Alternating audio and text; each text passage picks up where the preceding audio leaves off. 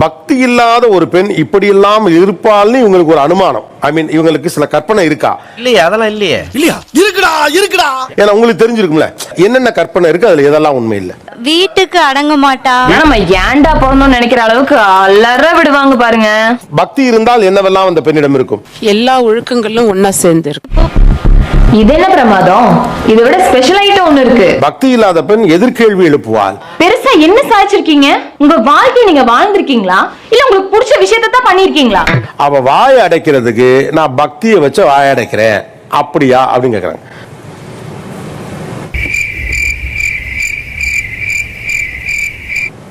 அதானா?